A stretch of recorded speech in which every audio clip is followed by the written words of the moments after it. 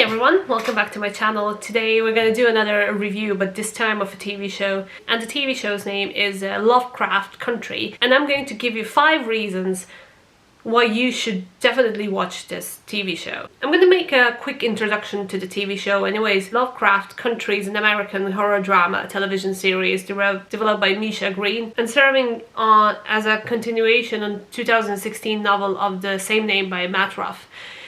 Basically, it is in the horror genre, but it is dealing with so much more than only the horror part. So the reason number 1 why you should definitely watch it is because Black Lives Matter. And in order for you to completely understand and to better understand the agenda behind the movement of the Black Lives Matter is because we don't really understand what is it so important behind. I mean, like, we globally understand, but they say that the only way that you can actually really emphasize with someone is to kind of walk in their shoes. And because you can't really walk in someone else's shoes, literally, you can walk through their shoes through a TV show like this. The main hero, Atticus, is looking for his father in America in, was it 1950s? Yeah, 1950s, which is completely segregated.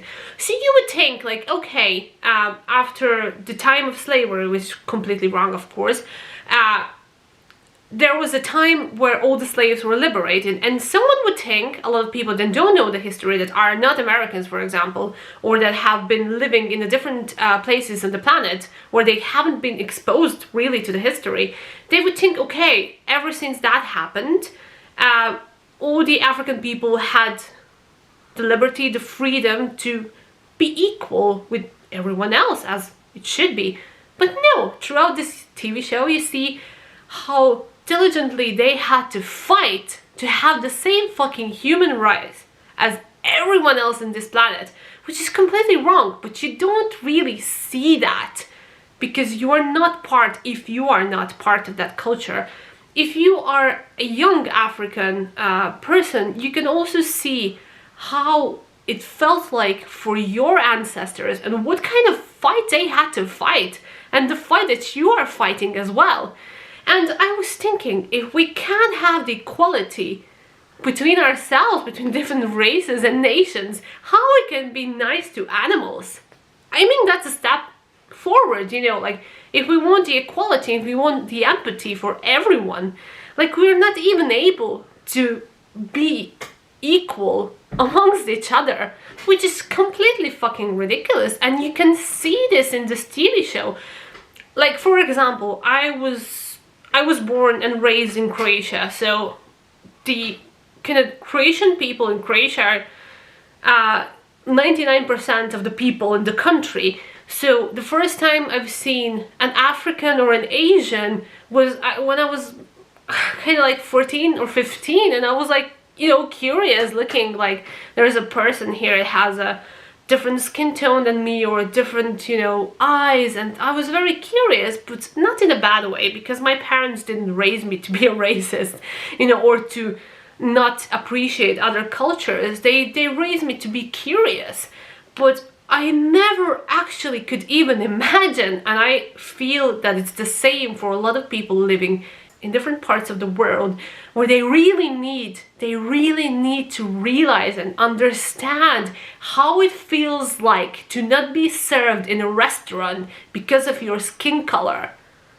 And this really disturbed me so much. I was like sitting in front of the TV and I felt this unease, you know, like how it's like to feel like that. And then you go on and you say that people, that African people have less chance of getting a good job or education because it's their fault. No, it's not their fault. It's the way that you have been segregating them, and you've been putting them down throughout the centuries, and now you're expecting them to feel equal when you did everything that you could for them to not feel equal.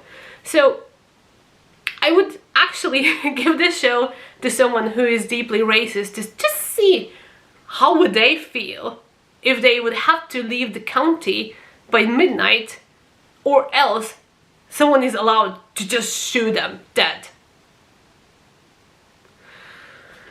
oh god, I mean, like, we could talk about this for forever, but racism, come on people, it's a matter of history, and it should be in the history. It shouldn't be something that is happening nowadays. But I guess people don't know how to fucking grow up. Number 2, nationality doesn't matter. Nationality has been something that has been disturbing me deeply lately. But we can see in the episode, I think it's number 6, yeah, Meet Me in Dago. I hope I read that correctly.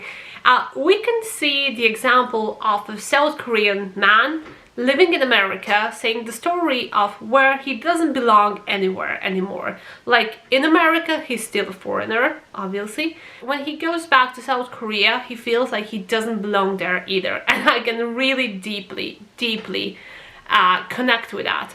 As an immigrant, or any immigrant, like if you're living in a foreign country for a certain amount of time, your connections with your friends back home cease to be that strong. It's only because you are not part of their lives, you know. You're going through these new experiences, and in the beginning, like, you call them often, you talk about what's happening in your life, and sort of, you know, like, you can share these experiences with them.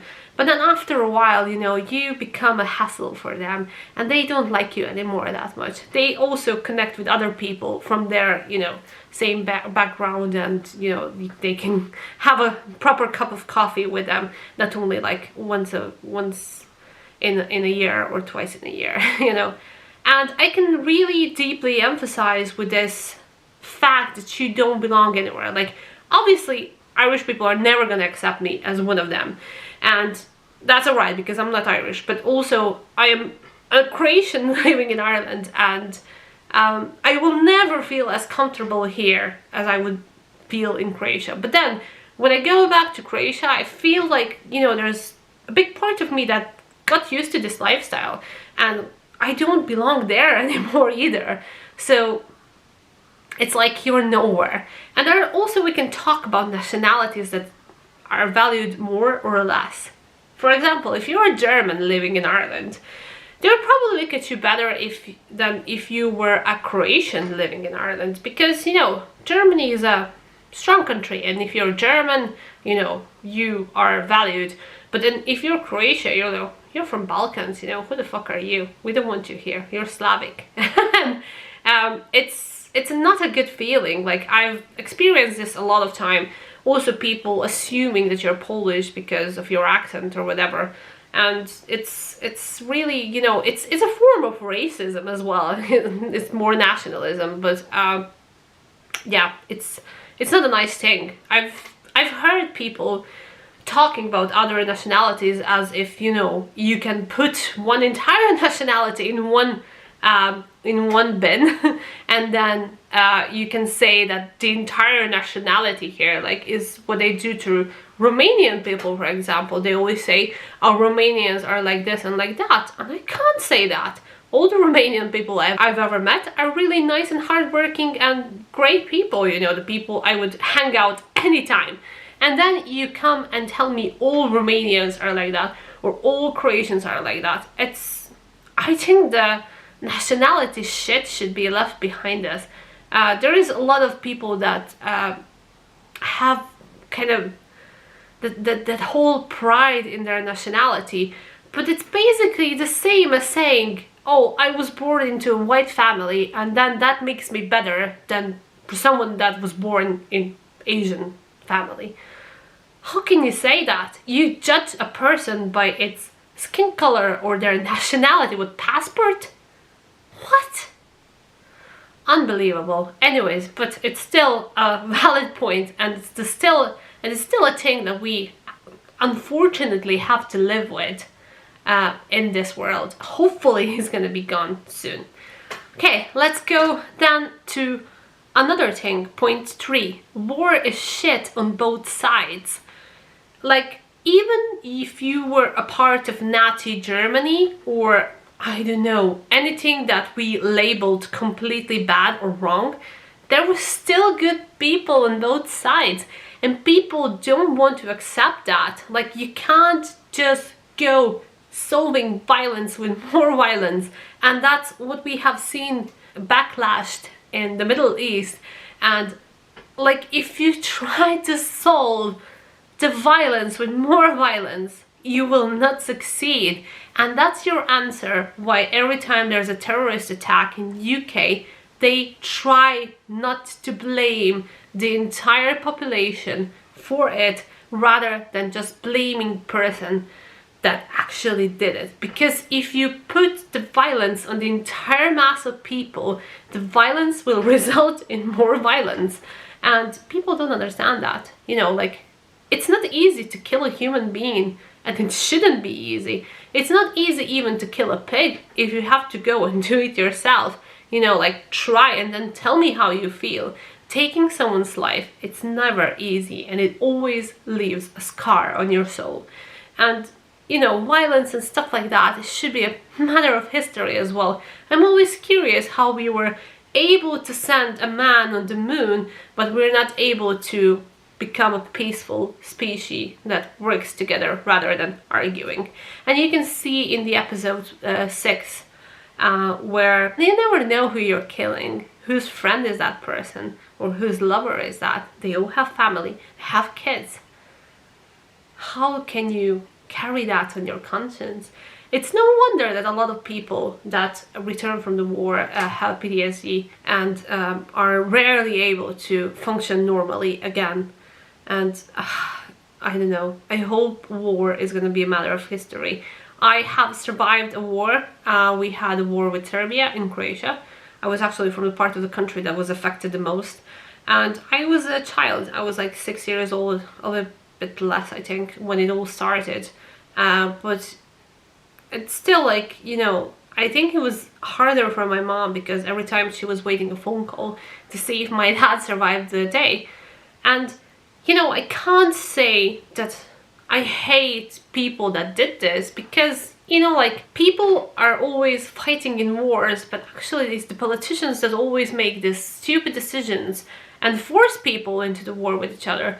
Croatians and Serbs have been living together in peace for a long, long time. There was good neighbors, good friends. It was mixed marriages and everything. There was a lot of people that suffered because someone had an idea to have a war. Number 4, female lives matter as well. Being a woman in today's world, it's a very confusing thing. But in 1950s, it wasn't much of an option. You know, there wasn't too many things that you could do.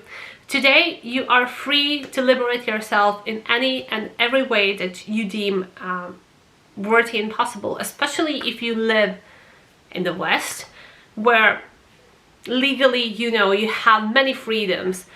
Freedom to have an abortion in case you don't want a baby, freedom to have same-sex marriages like here in Ireland, or just the freedom to pursue your career or to decide to be a housewife.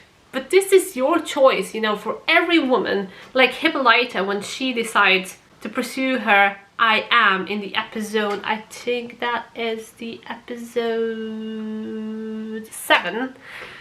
She was pursuing her I am, and she learned so much about herself. And, you know, going through different experiences, sometimes we think, if only I would have this and that, then I would be achieving my most potential. But then when you get that, you're like, nah, no, that's not really for me.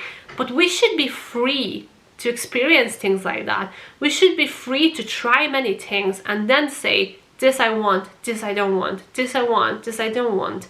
Like, we shouldn't be obliged to follow one thing till the rest of our lives, because, you know, that's just not cool. Not cool at all. Like, you have to have a lot of experiences in your life. And, you know, like, this is what we need. This is what we need to experience. We need to have a lot of experiences to find out who we are really inside. And then we can say, I don't want this and I want that. Number 5, there's always going to be some mystery in life that we can pursue. I am going into this kind of horror part where, you know, like, exploring yourself, knowing yourself is the biggest gift that we can give to ourselves. You know, like, I deeply believe that we are here on this planet to experience something, and we arrive here because we want to enrich our souls with experiences.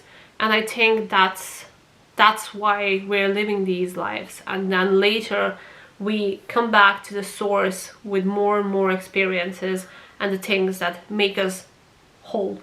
And you know, like, we should always pursue whatever feels right for us, and just, you know, like, do your own thing, have your own life story, and never look back. Unfortunately, I'm gonna have a number 6 as well, because I totally forgot that I want to do 6.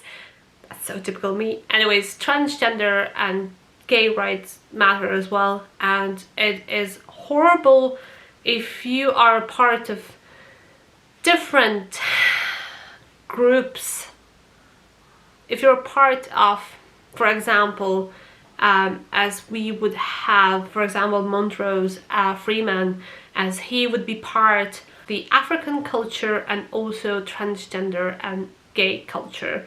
And the more boxes you tick, and trust me, I know, it is harder to have friends. Because, for example, if you're part of the polyamorous group or a kink group or a bisexual group, like, all these boxes that you tick makes it harder for you to find friends that are going to respect you.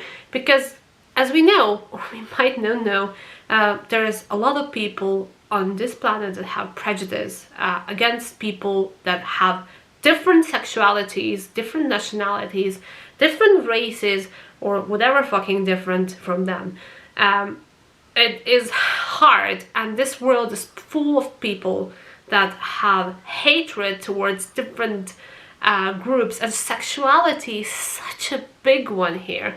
And I can never understand, why would you be angry with a gay person if you are not gay? It's not as if they were gonna force you to become gay or whatever. Like, just, I don't understand why people just don't let other people fucking live their lives. And you can see how emotionally, psychologically is that hard. How do you mean it's like to be gay and then form a heterosexual relationship in which you get a son, but how can you explain your son that you never ever really truly loved his mom?